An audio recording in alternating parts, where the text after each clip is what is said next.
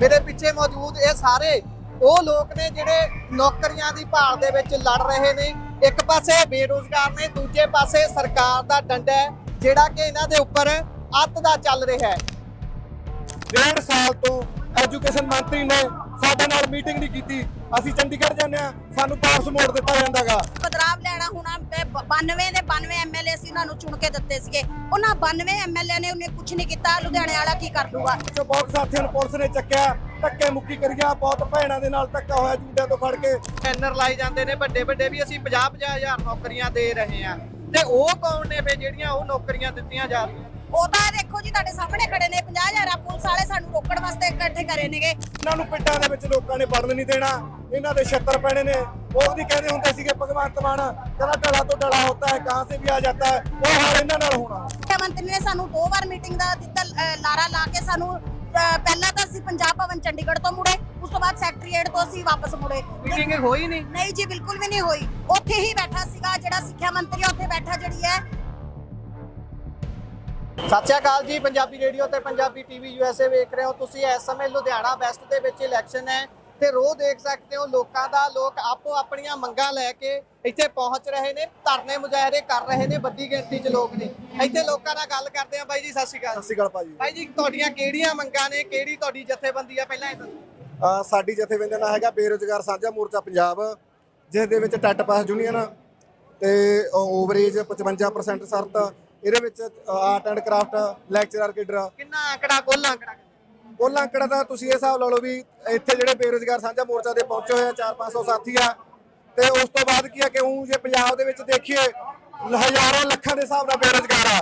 ਕਿਉਂਕਿ ਸਰਕਾਰ ਨੇ ਜਦੋਂ ਵੋਟਾਂ ਲਈਆਂ ਸੀ ਆਪਾਂ ਤੋਂ, ਵੋਟਾਂ ਇਹ ਕਿ ਲਈਆਂ ਸੀ ਕਿ ਭਾਈ ਸਿੱਖਿਆ ਤੇ ਸਿਹਤ ਦੇ ਵਿੱਚ ਚੇਂਜ ਕਰਾਂਗੇ, ਹਰ ਸਾਲ ਕੈਲੰਡਰ ਜਾਰੀ ਕਰਿਆ ਕਰਾਂਗੇ। ਪਰ 3.5 ਸਾਲ ਤੋਂ ਆਮ ਆਦਮੀ ਪਾਰਟੀ ਦੀ ਸਰਕਾਰ ਨੇ ਕੋਈ ਇੱਕ ਭਰਤੀ ਨਹੀਂ ਦਿੱਤੀ। ਜਿਹੜੀਆਂ ਭਰਤੀਆਂ ਨੇ ਉਹ ਸਾਰੀਆਂ ਕਾਂਗਰਸ ਸਰਕਾਰ ਦੀਆਂ ਨੇ। ਵੋਟ ਜਿਹੜੇ 50-50 ਹਜ਼ਾਰ ਨੌਕਰੀਆਂ ਦੇ ਲੱਗੇ ਨੇ ਉਹ ਕਾਹਦੇ ਨੇ? ਆ ਜਿਹੜੇ ਫਿਰ ਆ ਬੈਠੇ ਨੇ ਸਾਰਿਆਂ ਨੂੰ ਮੈਂ ਕੈਮਰਾਮੈਨ ਨੂੰ ਕਹੂੰਗਾ, ਸਾਡੇ ਵਿੱਚੋਂ B.Ed, MA 2 MPhil ਲਈਆਂ, PhDਆਂ ਨੇ, ਬਹੁਤ ਬੇਰੁਜ਼ਗਾਰ ਨੇ। ਉਹ ਇੱਕ ਢੰਗ ਹੈਗਾ। ਅਸੀਂ ਕਹਿੰਦੇ ਹੈਗੇ 1.5 ਸਾਲ ਤੋਂ ਐਜੂਕੇਸ਼ਨ ਮੰਤਰੀ ਨੇ ਸਾਡੇ ਨਾਲ ਮੀਟਿੰਗ ਨਹੀਂ ਕੀਤੀ। ਅਸੀਂ ਚੰਡੀਗੜ੍ਹ ਜਾਂਦੇ ਆ, ਸਾਨੂੰ ਵਾਪਸ ਮੋੜ ਦਿੱਤਾ ਜਾਂਦਾਗਾ। ਇਹਨਾਂ ਨੇ ਜਦੋਂ ਵੋਟਾਂ ਲਈਆਂ ਸੀ ਕਿ ਸਿੱਖਿਆ, ਇਸ ਕਰਕੇ ਅਸੀਂ ਆਪਦੇ ਪੈਰ ਤੇ ਆਪ ਕਾੜਾ ਮਾਰਿਆ। ਇਹਨਾਂ ਨੂੰ ਵੋਟਾਂ ਪਾਈਆਂ, ਅਸੀਂ ਕਾਂਗਰਸ ਕਾਲੀਆਂ ਤੋਂ ਅੱਕ ਗਏ। ਪਰ ਇਹ ਉਦੋਂ ਵੀ ਗੰਦੀ ਸਰਕਾਰ ਆ। ਆਹ ਦੇਖ ਲਓ, ਤੁਸੀਂ ਦੇਖ ਸਕਦੇ ਹੋ।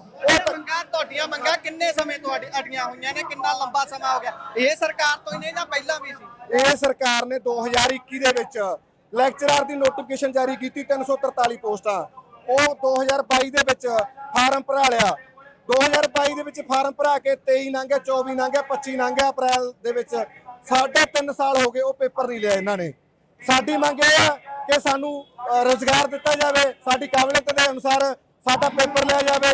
ਸਾਡੀ ਮਾਸਟਰ ਕੈਡਰ ਦੀ, ਲੈਕਚਰਰ ਦੀ ਤੇ ਜਿਹੜੀਆਂ ਬੇਤੁਕੀਆਂ ਸ਼ਰਤਾਂ ਨੇ ਉਹ ਹਟਾ ਕੇ ਸਾਨੂੰ ਭਰਤੀ ਦਿੱਤੀ ਜਾਵੇ। ਹੁਣ ਇੱਥੇ ਕੀ ਕਹਿਣ ਆਏ ਹੋ ਲੋਕਾਂ ਨੂੰ? ਕਿਉਂਕਿ ਇੱਥੇ ਇਲੈਕਸ਼ਨ ਹੈ, ਇੱਥੇ ਲੋਕਾਂ ਨੂੰ ਕੀ ਸੁਨੇਹਾ ਦੇ ਰਹੇ ਹੋ? ਅਸੀਂ ਲੋਕਾਂ ਨੂੰ ਸੁਨੇਹਾ ਦੇ ਰਹੇ ਆ। ਇਹਨਾਂ ਨੇ ਬੋਰਡ ਲਾਇਆ ਹੋਇਆ ਕਿ ਸਾਰਿਆਂ ਦਾ ਸਤਿਕਾਰ ਆ, ਵੋਟ ਸਾਨੂੰ। ਪਰ ਤੁਸੀਂ ਪਿੱਛੇ ਦੇਖ ਸਕਦੇ ਹੋ, ਸਾਡੇ ਵਿੱਚੋਂ ਬਹੁਤ ਸਾਥੀਆਂ ਨੂੰ ਪੁਲਿਸ ਨੇ ਚੱਕਿਆ, ਧੱਕੇ ਮੁੱਕੀ ਕਰੀਆ, ਬਹੁਤ ਭੈਣਾਂ ਦੇ ਨਾਲ ਧੱਕਾ ਹੋਇਆ ਜੂਡਿਆਂ ਤੋਂ ਫੜ ਕੇ। ਬਹੁਤ ਸਾਡੇ 3-4 ਸਾਥੀਆਂ ਨੂੰ ਅੱਧਾ ਪੌਣਾ ਘੰਟਾ ਬੱਸ ਦੇ ਵਿੱਚ ਬਿਠਾ ਕੇ ਰੱਖਿਆ। ਸਰਕਾਰ ਬਿਲਕੁਲ ਧੱਕਾ ਕਰ ਰਹੀ ਆ। ਜਿਹੜੀ ਸਰਕਾਰ ਦਿੱਲੀ ਤੋਂ ਹਾਰ ਗਈ, ਜੇ ਇੰਨੇ ਚੰਗੇ ਹੁੰਦੇ ਉੱਥੋਂ ਜਿੱਤ ਜਾਂਦੇ। ਹੁਣ ਇੱਥੇ ਵੋਟਾਂ ਕਰਕੇ ਢੰਗ ਕਰ ਰਹੇ ਨੇ ਕਿ ਅਸੀਂ 50,000 ਨੌਕਰੀ ਦੇਤੀ, ਇੰਨੀ ਨੌਕਰੀ ਦੇਤੀ। ਪਰ ਅਸੀਂ ਕਹਿੰਦੇ ਸਾਡੇ ਨਾਲ ਆ ਕੇ ਡਿਬੇਟ ਕਰੇ। ਆਮ ਆਦਮੀ ਪਾਰਟੀ ਦੀ ਸਰਕਾਰ ਆ, ਪਰ ਇਹ ਖਾਸ ਆ। ਇਹ ਤਾਂ ਕਾਲੀ ਕਾਂਗਰਸ ਤੋਂ ਵੀ ਗਈ ਹੋਈ ਸਰਕਾਰ, ਗੁਜਰੀ ਸਰਕਾਰ ਆ ਗਈ। ਅਸੀਂ ਕਹਿੰਦੇ ਸਾਡੇ ਨਾਲ ਮੀਟਿੰਗ ਕਰੋ ਆ ਕੇ, ਇਹ ਸਾਨੂੰ ਟਾਈਮ ਨਹੀਂ ਦਿੰਦੇ। ਅੱਛਾ, ਹੁਣ ਚੰਡੀਗੜ੍ਹ ਸੈਕਟਰੀਏਟ ਵੀ ਖਾਲੀ ਹੈ, ਕਹਿੰਦੇ ਸਾਰੇ ਬੰਦੇ ਇੱਥੇ ਲਾਏ ਹੋਏ ਨੇ। ਤੇ ਬਾਕੀ ਪੰਜਾਬ ਦੇ ਹਰੇਕ ਜਿਹੜਾ ਕਹਿ ਲਈਏ ਵਿਧਾਨ ਸਭਾ ਹਲਕਾ, ਉਹ ਤਕਰੀਬਨ ਸਾਰੇ ਬੰਦੇ ਇੱਥੇ ਨੇ। ਕੀ ਸਰਕਾਰ ਇੰਨੀ ਵੇਲੀ ਹੈ ਵੀ ਇੱਥੇ ਹੀ ਸਾਰਾ ਜ਼ੋਰ ਲਾਇਆ ਜਾ? ਸਰਕਾਰ ਨੂੰ 3.5 ਸਾਲਾਂ ਦੇ ਵਿੱਚ ਪਤਾ ਲੱਗ ਗਿਆ ਕਿ ਸਾਡੀ ਅਗਲੀ ਵਾਰ ਸਰਕਾਰ ਨਹੀਂ ਆਉਣੀ। ਇਸ ਕਰਕੇ ਹੁਣ ਇਹਨਾਂ ਦੇ ਮੰਤਰੀ, ਚਾਹੇ ਹੁਣ MLA ਹੋਣ, ਚਾਹੇ ਵਜ਼ੀਰ ਹੋਣ, ਚਾਹੇ ਮੁੱਖ ਮੰਤਰੀ ਆਪ ਹੋਵੇ, ਇਹ ਬੇਰੁਜ਼ਗਾਰ ਕੱਚੇ ਅਧਿਆਪਕ ਯੂਨੀਅਨ ਵਾਲੇ ਜਿੰਨੇ ਨੇ, ਇਹਨਾਂ ਦਾ ਅਧਿਕਾਰ ਆ, ਡੈਮੋਕ੍ਰੈਟਿਕ ਰਾਈਟ ਆ ਸਾਡਾ ਪ੍ਰੋਟੈਸਟ ਕਰਨਾ। ਇਹਨਾਂ ਨੂੰ ਪਿੰਡਾਂ ਦੇ ਵਿੱਚ ਲੋਕਾਂ ਨੇ ਵੜਨ ਨਹੀਂ ਦੇਣਾ। ਇਹਨਾਂ ਦੇ 76 ਪੈਣੇ ਨੇ। ਉਹ ਵੀ ਕਹਿੰਦੇ ਹੁੰਦੇ ਸੀਗੇ ਭਗਵੰਤ ਮਾਨ ਕਹਿੰਦਾ ਢਲਾ ਤੋਂ ਢਲਾ ਹੁੰਦਾ ਹੈ, ਕਹਾਂ ਸੇ ਵੀ ਆ ਜਾਂਦਾ ਹੈ। ਉਹ ਹਾਲ ਇਹਨਾਂ ਨਾਲ ਹੋਣਾ। ਬਹੁਤ ਧੰਨਵਾਦ। Thank you. ਸੋ ਇਹ ਭੈਣਾਂ ਵੀ ਤੁਹਾਡੇ ਨਾਲ ਹੀ ਨੇ? ਇਹ ਸਾਰੇ ਸਾਥੀ ਤੁਹਾਡੇ ਨਾਲ ਹੀ ਨੇ। ਭੈਣੇ ਕਿੱਥੋਂ ਆਏ ਹੋ ਤੁਸੀਂ? ਪਟਿਆਲੇ ਤੋਂ। ਪਟਿਆਲੇ ਤੋਂ ਕਿੰਨੇ ਲੰਬੇ ਸਮੇਂ ਤੋਂ ਸੰਘਰਸ਼ ਕਰ ਰਹੇ ਹੋ? ਇਸੇ ਸਰਕਾਰ 'ਚ ਤੁਹਾਡੀ ਮੰਗ ਉੱਠੀ ਹੈ ਜਾਂ ਪਹਿਲਾਂ ਵੀ ਸੀ? ਸਾਡੀਆਂ ਮੰਗਾਂ ਤਾਂ ਜੀ ਦੇਖੋ ਪਿਛਲੀ ਸਰਕਾਰ ਤੋਂ ਵੀ ਇਹੀ ਸੀ ਤੇ ਇਸ ਸਰਕਾਰ ਤੋਂ ਵੀ ਇਹੀ ਨੇ। ਸਾਨੂੰ ਇਹ ਸੀ ਇਹ ਬਦਲਾਅ ਵਾਲੀ ਸਰਕਾਰ ਹੈ, ਸ਼ਾਇਦ ਸਾਡੀਆਂ ਮੰਗਾਂ ਦੀ ਸੁਣਵਾਈ ਕਰੂਗੀ। ਉਸ ਸਮੇਂ ਕੁਝ ਨਹੀਂ ਹੋਇਆ ਤਾਂ ਇਸ ਸਮੇਂ ਕੁਝ ਹੋਊਗਾ। ਇਹ ਬਦਲਾਅ ਵਾਲੀ ਸਰਕਾਰ ਹੈ, ਸਾਨੂੰ ਕੁਝ ਨਾ ਕੁਝ ਦਊਗੀ, ਪਰ ਇਹਨਾਂ ਨੇ ਸਾਨੂੰ ਡੰਡੇ ਮੁੱਕੇ ਤੇ ਆ ਸੜਕਾਂ ਤੇ ਰੁਲਣ ਤੋਂ ਇਲਾਵਾ ਹੋਰ ਕੁਝ ਨਹੀਂ ਦਿੱਤਾ। ਤੇ ਤੁਸੀਂ ਇਸ ਚੀਜ਼ ਨੂੰ ਕਿਵੇਂ ਵੇਖਦੇ ਹੋ? ਇੱਕ ਪਾਸੇ ਬੈਨਰ ਲਾਏ ਜਾਂਦੇ ਨੇ ਵੱਡੇ ਵੱਡੇ ਵੀ ਅਸੀਂ 50-50 ਹਜ਼ਾਰ ਨੌਕਰੀਆਂ ਦੇ ਰਹੇ ਹਾਂ, ਤੇ ਉਹ ਕੌਣ ਨੇ ਫੇ ਜਿਹੜੀਆਂ ਉਹ ਨੌਕਰੀਆਂ ਦਿੱਤੀਆਂ ਜਾ ਰਹੀਆਂ? ਉਹ ਤਾਂ ਦੇਖੋ ਜੀ ਤੁਹਾਡੇ ਸਾਹਮਣੇ ਖੜੇ ਨੇ 50,000 ਪੁਲਿਸ ਵਾਲੇ ਸਾਨੂੰ ਰੋਕਣ ਵਾਸਤੇ ਇਕੱਠੇ ਕਰੇ ਨੇਗੇ। ਸਾਨੂੰ ਆ ਦੇਖ ਲਓ ਇੰਨਾ ਪੜਿਆ ਲਿਖਿਆ ਵਰਗ ਡੰਡੇ ਖਾਣ ਲਈ ਬੈਠਾ ਹੈ। ਸਾਨੂੰ ਕੋਈ ਸ਼ੌਕ ਨਹੀਂ ਹੈ ਸਵੇਰੇ ਉੱਠ ਕੇ ਆਪਣੇ ਮਾਪਿਓ ਦੀ ਛਤਰ ਛਾਇਆ ਤੇ ਨਿਕਲ ਕੇ ਸੜਕਾਂ ਤੇ ਰੁਲਣ ਦਾ। ਇੰਨੀਆਂ ਵੱਡੀਆਂ ਡਿਗਰੀਆਂ ਕਰਕੇ ਮਾਪਿਓ ਦਾ ਸੁਪਨਾ ਪੂਰਾ ਕਰਨ ਵਾਸਤੇ ਅਸੀਂ ਇੱਥੇ ਤੱਕ ਪਹੁੰਚੇ ਸੀ, ਪਰ ਸਾਨੂੰ ਇਹਨਾਂ ਨੇ ਧੱਕਿਆਂ ਤੋਂ ਇਲਾਵਾ ਹੋਰ ਕੁਝ ਨਹੀਂ ਦਿੱਤਾ। ਇਹ ਚੀਜ਼ ਨੂੰ ਕਿਵੇਂ ਵੇਖਦੇ ਹੋ ਕਿ ਸਾਰੀ ਸਰਕਾਰ ਸੈਕਟਰੀਏਟ ਚੰਡੀਗੜ੍ਹ ਖਾਲੀ ਹੈ, ਬਾਕੀ ਸਾਰੇ ਵਿਧਾਨ ਸਭਾ ਹਲਕੇ ਜਿੱਥੇ ਜਿੱਥੇ ਇਹਨਾਂ ਦੀ ਸਰਕਾਰ ਹੈ ਉਹ ਸਾਰੇ ਵਿਧਾਨ ਸਭਾ ਹਲਕੇ ਸੁੰਨੇ ਛੱਡ ਕੇ ਸੈਕਟਰੀਏਟ ਸੁੰਨੇ ਛੱਡ ਕੇ ਸਾਰਾ ਜ਼ੋਰ ਸਰਕਾਰ ਨੇ ਇੱਥੇ ਲਾਇਆ ਹੋਇਆ ਹੈ? ਕੀ ਲੱਗਦਾ ਇਹ ਵਾਲੀ ਸੀਟ ਇੰਨਾ ਜ਼ਿਆਦਾ ਬਦਲਾ ਲਿਆ ਦੂਗੀ ਜਿਹੜਾ ਇੱਥੇ ਇੰਨਾ ਜ਼ਿਆਦਾ ਪ੍ਰੈਸ਼ਰ ਬਣਾਇਆ ਜਾ ਰਿਹਾ ਵੀ ਇੱਥੋਂ ਜਿੱਤਣਾ ਚਾਹੀਦਾ ਸਾਡਾ? ਦੇਖੋ ਜੀ ਜੇ ਬਦਲਾਵ ਲੈਣਾ ਹੋਣਾ 92 ਦੇ 92 ਐਮਐਲਏ ਸੀ ਉਹਨਾਂ ਨੂੰ ਚੁਣ ਕੇ ਦਿੱਤੇ ਸੀਗੇ। ਉਹਨਾਂ 92 ਐਮਐਲਏ ਨੇ ਉਹਨੇ ਕੁਝ ਨਹੀਂ ਕੀਤਾ। ਲੁਧਿਆਣੇ ਵਾਲਾ ਕੀ ਕਰ ਲੂਗਾ? ਹੁਣ ਤੁਹਾਡੇ ਸਾਹਮਣੇ ਹੈ, ਜੇ ਇਹਨਾਂ ਨੇ ਕੁਝ ਕੀਤਾ ਹੁੰਦਾ ਤਾਂ ਇੰਨੀ ਵੱਡੀ ਆਬਾਦੀ ਜਿਹੜੀ ਹੈ ਤੁਹਾਡੇ ਸਾਹਮਣੇ ਉੱਥੇ ਸੜਕਾਂ ਦਾ ਨਾ ਰੁਕ ਹੁੰਦੀ। ਇੰਨੀ ਜੇ ਬਦਲਾਵ ਸਿਰਫ ਇੱਕ ਹੀ ਹੈ, ਇੱਕ ਤਰ੍ਹਾਂ ਦਾ ਬਦਲਾਵ ਕਹਿ ਕੇ ਇਹ ਕੀ ਕਰ ਰਹੇ ਨੇ, ਦੂਜੀਆਂ ਪਾਰਟੀਆਂ ਨੂੰ ਨੀਚਾ ਦਿਖਾ ਕੇ ਆਪਣੇ ਆਪ ਨੂੰ ਉੱਚਾ ਚੱਕ ਰਹੇ ਨੇ। ਪਰ ਦੇਖਿਆ ਜਾਵੇ ਤਾਂ ਸਭ ਤੋਂ ਗੰਦੀ ਸਰਕਾਰ ਇਹ ਨਿਕਲ ਕੇ ਆਈ ਹੈ। ਚਲੋ ਜੇ ਕਾਂਗਰਸ ਸਰਕਾਰ ਅਕਾਲੀ ਸਰਕਾਰ ਦਾ ਮੈਂ ਸਮਰਥਨ ਨਹੀਂ ਕਰਦੀ, ਪਰ ਇੰਨਾ ਜ਼ਰੂਰ ਹੈ ਉਹ ਅਗਰ ਕੁਝ ਖਾਂਦੀ ਸੀਗੀ ਤਾਂ ਸਾਨੂੰ ਵੀ ਕੁਝ ਦਿੰਦੀ ਸੀਗੀ। ਪਰ ਇਹ ਸਰਕਾਰ ਜਦ ਦੀ ਆਈ ਹੈ ਇਹ ਕਹਿੰਦੀ ਸੀ ਅਸੀਂ ਵੀਆਈਪੀ ਕਲਚਰ ਖਤਮ ਕਰਾਂਗੇ, ਅਸੀਂ ਬੇਟੀਆਂ ਨੂੰ ਸਨਮਾਨ ਕਰਾਂਗੇ। ਹੁਣ ਦੇਖੋ ਬੇਟੀਆਂ ਦੇ ਸਨਮਾਨ ਚੁੰਨੀਆਂ ਤੱਕ ਸਾਡੇ ਵਾਲ ਖਿੱਚੇ ਜਾਂਦੇ ਨੇ। ਸਾਨੂੰ ਨਹੀਂ ਪਤਾ ਅਸੀਂ ਸਵੇਰ ਤੋਂ ਨਿਕਲਦੇ ਆ ਤੇ ਰਾਤ ਨੂੰ ਸਾਡੇ ਗੋਡੇ ਗਿੱਟੇ ਕਿੱਥੇ ਸੱਟ ਲੱਗਦੀ ਹੈ, ਜਾਂ ਸ਼ਾਮ ਨੂੰ ਜਦੋਂ ਦੇ ਵਾਪਸ ਜਾਂਦੇ ਆ ਸਿਰਫ ਸਾਨੂੰ ਇੱਕ ਉਮੀਦ ਹੁੰਦੀ ਹੈ ਵੀ ਅੱਜ ਅਸੀਂ ਧਰਨੇ ਤੇ ਗਏ ਆ ਸ਼ਾਇਦ ਸਾਨੂੰ ਕੁਝ ਮਿਲ ਜਾਵੇ, ਪਰ ਸਿਰਫ ਨਮੋਸ਼ੀ ਤੋਂ ਇਲਾਵਾ ਸਾਨੂੰ ਕੁਝ ਨਹੀਂ ਮਿਲਦਾ। ਮੀਟਿੰਗਾਂ ਦੀ ਗੱਲ ਕੀਤੀ ਹੋਊ, ਮੀਟਿੰਗ ਨਹੀਂ ਕਿਸੇ ਨਾਲ ਮਿਲੀ? ਮੀਟਿੰਗ ਜੀ ਦੇਖੋ ਅਸੀਂ ਹੁਣੇ ਪਿੱਛੇ ਜੇ 12 ਤਰੀਕ ਨੂੰ ਚੰਡੀਗੜ੍ਹ ਜਾ ਕੇ ਆਇਆ। ਸਾਡੀ ਆਨੰਦਪੁਰ ਪਹਿਲਾਂ ਧਰਨਾ ਸੀਗਾ, ਇਸ ਤੋਂ ਪਹਿਲਾਂ ਸਿੱਖਿਆ ਮੰਤਰੀ ਨੇ ਸਾਨੂੰ 2 ਵਾਰ ਮੀਟਿੰਗ ਦਾ ਦਿੱਤਾ ਲਾਰਾ ਲਾ ਕੇ। ਸਾਨੂੰ ਪਹਿਲਾਂ ਤਾਂ ਅਸੀਂ ਪੰਜਾਬ ਭਵਨ ਚੰਡੀਗੜ੍ਹ ਤੋਂ ਮੁੜੇ, ਉਸ ਤੋਂ ਬਾਅਦ ਸੈਕਟਰੀਏਟ ਤੋਂ ਅਸੀਂ ਵਾਪਸ ਮੁੜੇ। ਮੀਟਿੰਗ ਹੋਈ ਨਹੀਂ ਜੀ ਬਿਲਕੁਲ ਵੀ ਨਹੀਂ ਹੋਈ। ਉੱਥੇ ਹੀ ਬੈਠਾ ਸੀਗਾ ਜਿਹੜਾ ਸਿੱਖਿਆ ਮੰਤਰੀ, ਉੱਥੇ ਬੈਠਾ ਜਿਹੜੀ ਹੈ ਪ੍ਰੈਸ ਕਾਨਫਰੰਸ ਜ਼ਰੂਰ ਕਰ ਰਿਹਾ ਸੀ, ਪਰ ਉਹਨੇ ਇੰਨਾ ਉਹ ਸਮਝਿਆ ਜ਼ਰੂਰੀ ਨਹੀਂ ਸਮਝਿਆ ਕਿ ਸਾਡੇ ਨਾਲ ਆ ਕੇ 2 ਮਿੰਟ ਸਾਡੇ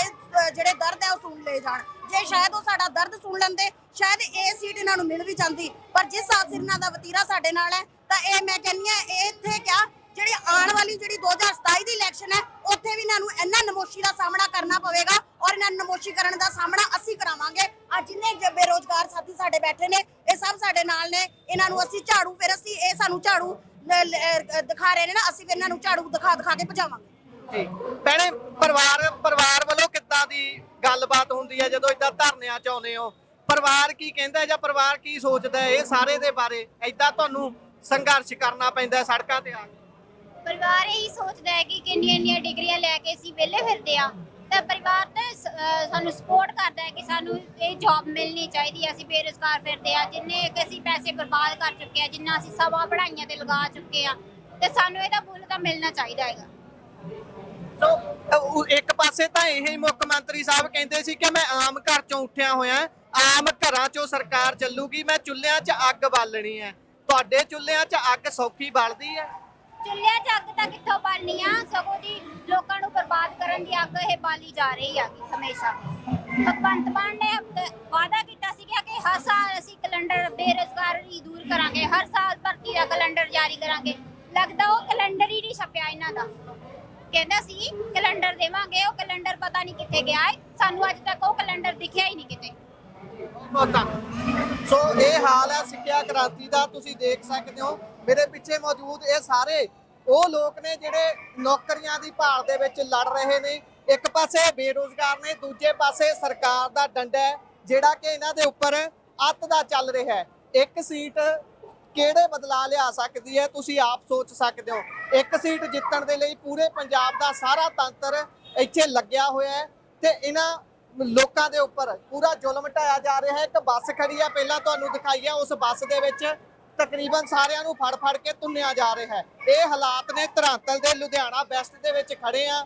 ਕੀ ਜਿੱਤਣਗੇ ਜਾਂ ਨਹੀਂ ਸਮਾਂ ਬਿਆਨ ਕਰੂਗਾ। ਧੰਨਵਾਦ, ਸਤਿ ਸ਼੍ਰੀ ਅਕਾਲ।